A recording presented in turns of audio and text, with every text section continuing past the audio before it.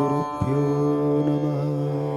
ವೀಕ್ಷಕ ಬಂಧುಗಳೇ, ಈ ಜುಲೈ ತಿಂಗಳಲ್ಲಿ ನಿಮ್ಮ ರಾಶಿಯಲ್ಲಿ ಬುಧ ಬದಲಾವಣೆಯ ಜೊತೆಗೆ ರವಿಯ ಬದಲಾವಣೆ ಆಗ್ತಾ ಇದೆ. ಜುಲೈ 16ನೇ ತಾರೀಕು ಸೂರ್ಯಗ್ರಹ ನಿಮ್ಮ ರಾಶಿಯಿಂದ 4ನೇ ಮನೆಗೆ ಬರ್ತಾ ಇದ್ದಾರೆ. ಅದು ಸಹ ಮಿತ್ರಗ್ರಹದ ಮನೆಗೆ ಪ್ರವೇಶ ಆಗ್ತಾ ಇರೋದು. ಜುಲೈ 10ನೇ ತಾರೀಕು ಗುರು ಪೌರ್ಣಮಿ, ವ್ಯಾಸ ಪೌರ್ಣಮಿಯೂ ಹೌದು. ಗುರುಗಳಿಗೆ ನಮಸ್ಕರಿಸುವ ವಿಶೇಷವಾದ ದಿನ. ಆ ದಿನದಂದು ಗುರುರಾಯರ ದರ್ಶನ ಮಾಡಿ, ಶ್ರೀ ದತ್ತಾತ್ರೇಯನ ದರ್ಶನ ಮಾಡಿ, ಅಥವಾ ಶಿರಡಿ ಸಾಯಿಬಾಬಾ ದರ್ಶನ ಮಾಡಿ, ನಿಮಗಿಷ್ಟವಾದ ಯಾವುದೇ ಗುರುದೇವರ ದರ್ಶನ ಮಾಡಿ ಆಶೀರ್ವಾದ ಪಡೆಯಿರಿ. ಜೊತೆಗೆ ನಿಮಗೆ ವಿದ್ಯೆ ಕಲಿಸಿದ ಅಥವಾ ನಿಮಗೆ ಬದುಕಿನ ದಾರಿ ತೋರಿಸಿದ ವ್ಯಕ್ತಿಯನ್ನು ಗುರುವಾಗಿ ಭಾವಿಸಬೇಕು. ಅವರ ಆಶೀರ್ವಾದ ಪಡೆಯುವುದರಿಂದ ಶ್ರೇಯಸ್ಸು ಸಿಗುತ್ತದೆ. ಏಕೆಂದರೆ ನಮಗೆ ಬದುಕಲು ದಾರಿಯೇ ಇಲ್ಲದಿದ್ದಾಗ ಅಥವಾ ಅದರ ಮಾರ್ಗ ಗೊತ್ತಿದ್ದರೂ ಸರಿದಾರಿ ತಲುಪಿಸುವ ಯಾರೋ ಒಬ್ಬರು ಬದುಕಿನ ಮಾರ್ಗದರ್ಶಕರಾಗಿರುತ್ತಾರೆ. ಅಂಥವರಿಗೆ ಫಲಹಾರ ಕೊಟ್ಟು ಆಶೀರ್ವಾದ ಪಡೆಯಿರಿ. ನಿಮಗೆ ನಿಮ್ಮ ಕೆಲಸದಲ್ಲಿ ಶ್ರೇಯಸ್ಸು, ಅಭಿವೃದ್ಧಿ ಲಭಿಸುತ್ತದೆ. ಜುಲೈ 16ನೇ ತಾರೀಕು ಉತ್ತರಾಯಣ ಪುಣ್ಯಕಾಲ ಮುಗಿದು ದಕ್ಷಿಣಾಯಣ ಪುಣ್ಯಕಾಲ ಪ್ರಾರಂಭವಾಗುವಂತಹ ದಿನ. ಈ ದಕ್ಷಿಣಾಯಣ ಪುಣ್ಯಕಾಲದಿಂದ ಅಷ್ಟಾಗಿ ಶುಭ ಕಾರ್ಯಗಳನ್ನು ಮಾಡುವುದಿಲ್ಲ. 3 ತಿಂಗಳ ನಂತರದಲ್ಲಿ ಶುಭ ಕಾರ್ಯಗಳನ್ನು ಪ್ರಾರಂಭ ಮಾಡಬಹುದು ಎಂದು ಪಂಚಾಂಗ ಹೇಳುತ್ತದೆ.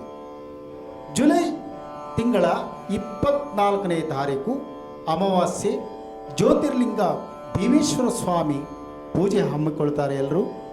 ನಮ್ಮ ಹಿಂದೂ ಧರ್ಮದ ಪರಂಪರೆಯಲ್ಲಿ ಆ ದಿನ ವಿಶೇಷವಾಗಿ ಮದುವೆಯಾದ ಹೆಣ್ಣು ಮಕ್ಕಳು ಹಾಗೂ ತಾಯಂದಿರು ತನ್ನ ಗಂಡನಿಗೆ ಭೀಮನಂತಹ ಶಕ್ತಿ ಸಿಗಲಿ, ಅವರಿಗೆ ದೇವರು ಒಳಿತನ್ನು ಮಾಡಲಿ, ದೀರ್ಘಾಯುಷ್ಯ ಕೊಡಲಿ ಎಂಬುದಾಗಿ ಪೂಜೆ ಮಾಡುವುದರ ಮೂಲಕ ಪತಿ ಸೇವೆಯನ್ನು ಸಲ್ಲಿಸುತ್ತಾರೆ. ದ್ವಾದಶ ಫಲ ಗೋಚಾರದಲ್ಲಿ ಹೇಳಬೇಕಾದರೆ ರಾಶಿಯಿಂದ 2ನೇ ಮನೆಯಲ್ಲಿ ಶುಕ್ರ ಗ್ರಹ ಇದೆ. ವಿಶೇಷವಾಗಿ ಶುಕ್ರನ 3 ವಿಚಾರ ತಿಳಿದುಕೊಳ್ಳಬೇಕಾಗಿದೆ. ಅವರ ಗುಣಲಕ್ಷಣಗಳು ವಿಶೇಷ, ವಿಚಿತ್ರ, ಅದ್ಭುತವಾಗಿರುತ್ತದೆ. ವಿಶೇಷ ಅಂದರೆ ಏನು ಅಂದರೆ, ಇವರು ಆಸೆಗಳಿಗೆ, ಮನೋಕಾಮನೆಗಳಿಗೆ ಅಧಿಪತಿ. ಯಾವುದೇ ಆಸೆಯ ಫಲ ಪಡ್ಕೋಬೇಕಾದರೂ ನಮಗೆ ಅವರ ಅಂದರೆ ಶುಕ್ರಗ್ರಹದ ಅನುಗ್ರಹ ಬೇಕೇ ಬೇಕು.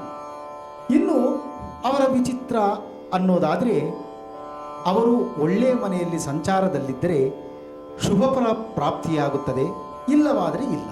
ಇದೇ ಇವರ ವಿಚಿತ್ರ ಸ್ವಭಾವ.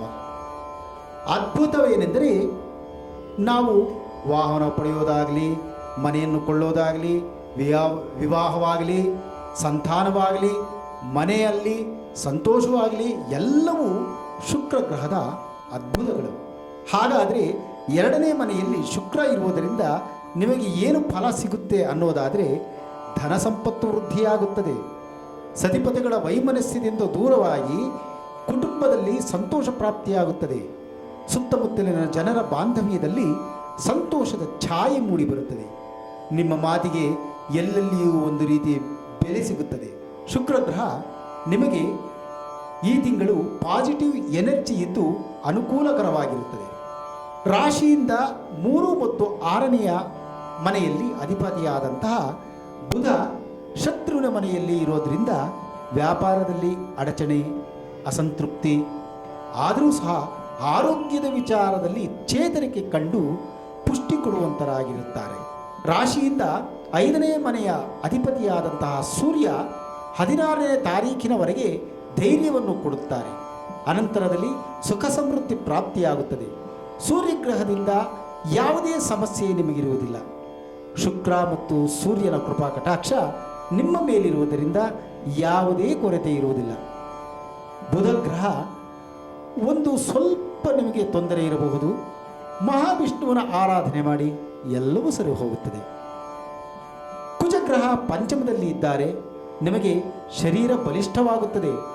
ನಿಮ್ಮ ಅಭಿಪ್ರಾಯಗಳು ನೆರವೇರುವಂತಹ ಕಾಲ, ಸಪೋರ್ಟ್ ಮಾಡುವಂತಹ ಸ್ನೇಹಿತರು ನಿಮ್ಮ ಪರವಾಗಿ ಕೈ ಜೋಡಿಸುತ್ತಾರೆ.